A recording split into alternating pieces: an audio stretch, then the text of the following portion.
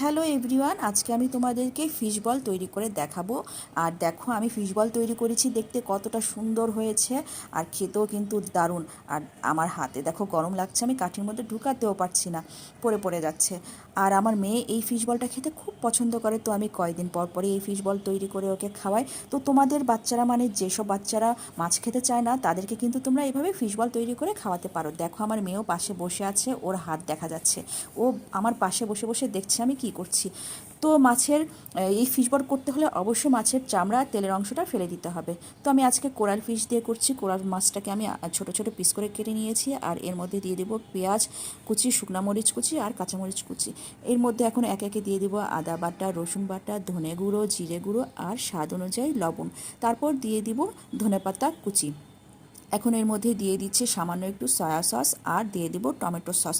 তারপর এটাকে আমি ব্লেন্ড করে নিব। একবার ব্লেন্ড করে নামিয়ে রেখে এর মধ্যে দিয়ে দিব একটা ডিম আর লেবুর রস।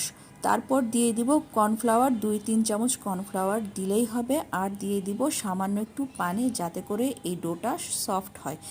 তারপর আবার একবার ব্লেন্ড করে নিয়ে এখন নামিয়ে নিব, একটা বাটির মধ্যে নামিয়ে নিয়ে হাত দিয়ে খুব ভালো করে চটকিয়ে নিব, মানে মেখে নিব, যাতে করে সব মশলা সব জায়গায় ভালো করে মিশে যায়।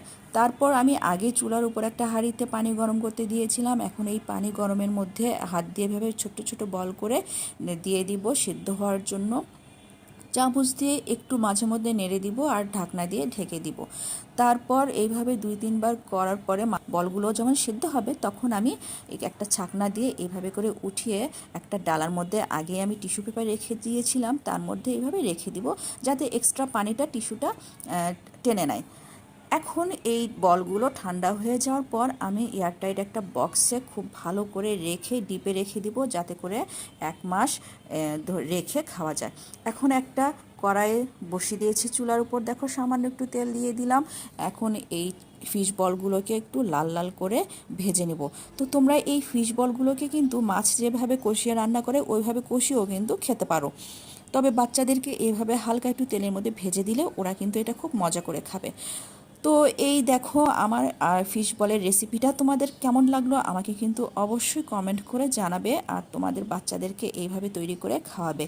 তো আজকে এ পর্যন্তই, সবাই ভালো থাকবে, আর অবশ্যই কিন্তু আমার এই রেসিপিটা কেমন হয়েছে আমাকে কমেন্ট করে জানাবে। তো সবাই ভালো থাকবে, আল্লাহ হাফেজ।